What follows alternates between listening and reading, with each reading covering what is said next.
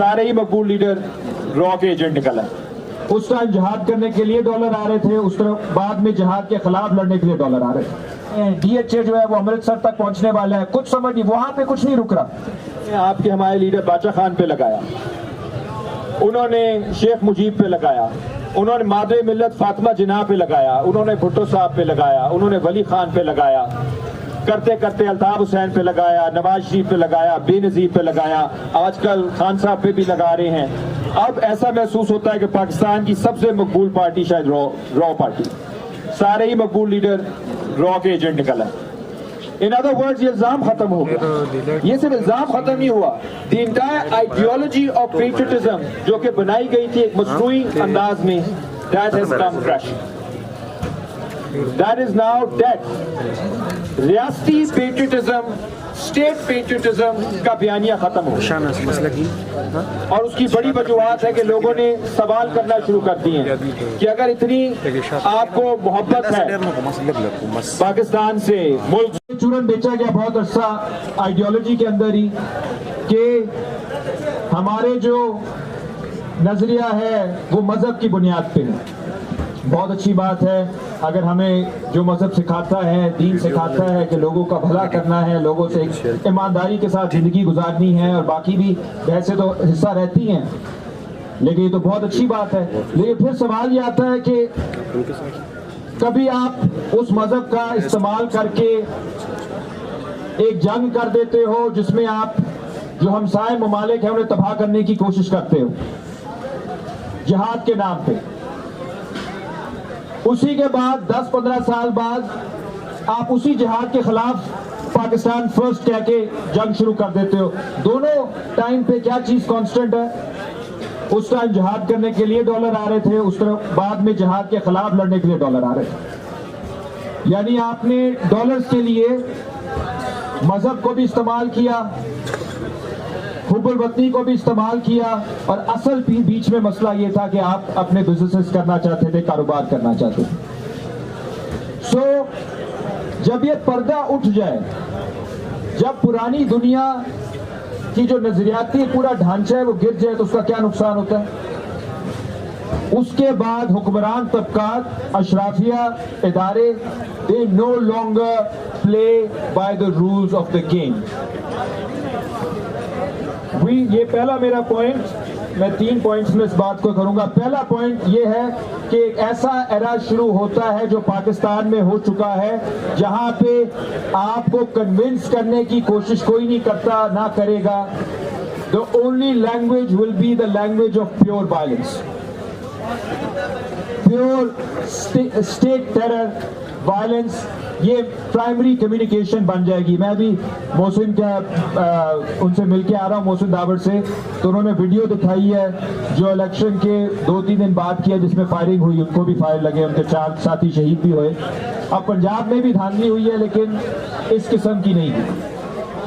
Peripheries के लिए हमेशा ये मसला रहता है कि जो गलतियों का बोझ है, जो जुराइम है रियासत के, उसकी जो बदतरीन शक्ल है वो आपको पेरिफेरीज में नजर आती है। वो आपको फाटा में नजर आएगी, एक्स फॉर्मर फाटा में, या बलूचिस्तान में नजर आएगी, या सिंध के कुछ इलाकों में नजर आएगी, सो गिलगित बल्तिस्तान में नजर आएगी। Peripheries become the primary target. लेकिन बाकी जगहों पे भी वो कुछ होना शुरू हो जाता है, जैसे लाहौर में इस दफा धांधली हुई, कोई उसमें उन्होंने ये नहीं किया कि हम चुपके से कोई 5-7 हजार वोटों के फर्क से इलेक्शन हरवाएंगे। प्योरली उन्होंने सारे, सबको पता था। और मेरा ये मानना है कि लोग कहते हैं जी धांधली, इन्होंने ना अहली इनकी इससे जाहिर होती है, ना अहली नहीं, ये उनका ऐलान है कि हम ये कर रहे हैं, आप जो पुट सकते हो पुट। ये 1971 के टाइप का वाकया है कि असेंबली नहीं बैठने देंगे क्योंकि हमारी मर्जी का मैंडेट नहीं मिला। तो in other words, we are entering a time period of pure violence, और हिस्ट्री में हुआ है। अभी हुकूमत बन जाती है। फ्रांस का समझा जाता है कि बहुत ज्यादा नफीस है, यूरोप के अंदर भी तहजीबी तौर पे ज्यादा नफीस है, लेकिन हुक्मरान तबका होता है। वहां पे जब रद्द इनकलाब आता है उनके खिलाफ और वो शिकस्त दे देते हैं इनकलाबियों को, तो एक दिन के अंदर 20,000 इंकलाबियों को सड़कों पे लाके उनका कत्लेआम करते हैं। तो ये रद्द इंकलाब की एक खासियत है काउंटर रेवोल्यूशनरी वायलेंस की, या एक ऐसे रियासत की जो कि बहरान का शिकार है। उसका लॉजिक क्या है? उसका लॉजिक ये नहीं है कि हमने कन्विंस करना है, उसका लॉजिक है हमने एलिमिनेट करना। ये एलिमिनेट इंडोनेशिया में भी किया था 64-65 में उनकी मिलिट्री ने। वहां पे एक पार्टी थी बहुत बड़ी, पीकेआई कम्युनिस्ट पार्टी थी, उसके टोटल उन्होंने वाइप आउट कर दिया with in a month. 10 lakh लोगों को मारा। उसके ऊपर एक किताब भी पिछले दिनों आई है विंसेंट बेवेंस की, द जकार्ता मेथड। जकार्ता के अंदर उन्होंने प्लानिंग की और कत्लेआम किया मजदूरों का, किसानों का, औरतों का, मजलूमों का, क्योंकि उन्हें खौफ था कि अब उनके हाथ से पावर जा रही है और ये शायद एक नया इंकलाब आ जाए, तो उन्होंने उसमें कत्लेआम किया। 71 में क्या हुआ? किसी को कन्विंस नहीं उन्होंने किया बंगाल में कि हम अच्छे हैं, हम दो कौमी नजरिया के मतलब ये है, हमारा माजी एक है, कुछ भी उन्होंने। इसी तरह की यूनिवर्सिटी, ढाका यूनिवर्सिटी, इसी तरह के स्टूडेंट्स बंगाल की क्रीम, इंटेलेक्चुअल क्रीम, वहां के प्रोफेसर्स, उनको निशाने पे लेकर पूरे महीने टारगेट किया और 1-2 दिन इस तरह का कत्लेआम हुआ ढाका में कि वहां पे 2 इंच खून बह रहा था और उसकी वीडियो YouTube पे आपको मिल जाएगी।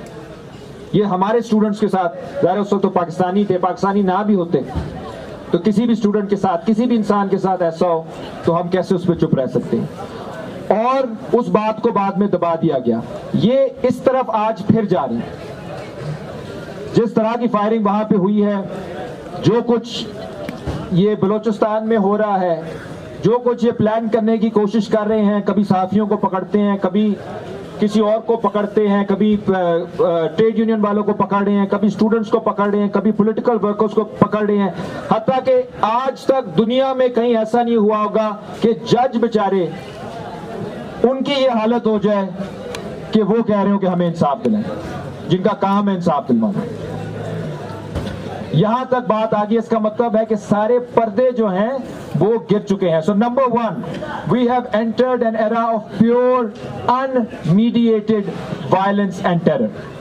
इस वर्ड्स, अब जो इकोनॉमिक एक्सप्लॉयटेशन है, it will turn into loot and plunder, pure and simple. छीनेंगे, क्योंकि अब ना कोई जंग हो रही है जिसकी वजह से डॉलर आ रहे हैं, ना कोई पैसा, कोई किसी और कोई बिजनेस सीपैक वगैरह चला है, ना यहाँ पे कोई अंबानी टाइप बिजनेसमैन है जिन्होंने कोई बहुत बड़ी अपनी फर्म्स लगा ली हैं। अंदर से मईशत खोखली हो गई है। वो रेडी है हर चीज करने के लिए कि अगर हमने कर्जे वापस करने हैं, ये जो कर्जे सारे लिए हैं पाकिस्तानी गवर्नमेंट ने, 80 से 90 अरब डॉलर हमने वापस करने हैं अगले 3 सालों में। ये 80 से 90 अरब डॉलर जो हैं, ये आप पे और मेरे पे नहीं लगे। ये कायदे-ए-आज़म यूनिवर्सिटी या यूनिवर्सिटीज के स्टैंडर्ड्स को बेहतर करने के लिए नहीं लगे। एजुकेशन में हम इस वक्त श्रीलंका से भी पीछे जा चुके हैं। ये पैसे जो हैं, ये इस पानी को साफ करने के लिए लगे। अभी एक लड़का सेहत खान, पंजाब यूनिवर्सिटी का हमारा दोस्त, उसकी वफात हो गई क्योंकि ना नौकरी देने के लिए पैसा है, ना वेलफेयर देने के लिए पैसा है, ना हेल्थ देने के लिए पैसा है। लेकिन अल्हम्दुलिल्लाह अभी 11,000 कनाल मजीद उन्होंने जमीन दे दी है पार्क व्यू वालों को। रूडा की जो जमीन है वो मजीद बढ़ा दी है, Ravi urban development project. Bairia town को मजीद बढ़ा रहे हैं। DHA जो है वो अमृतसर तक पहुंचने वाला है। कुछ समझ नहीं, वहां पे कुछ नहीं रुक रहा। उसके बदले उस सबको सस्टेन करने के लिए they're saying who will pay the price, you and I। आप लोग इतनी सस्ती चीनी क्यों ले रहे हो? आप चीनी महंगी लो।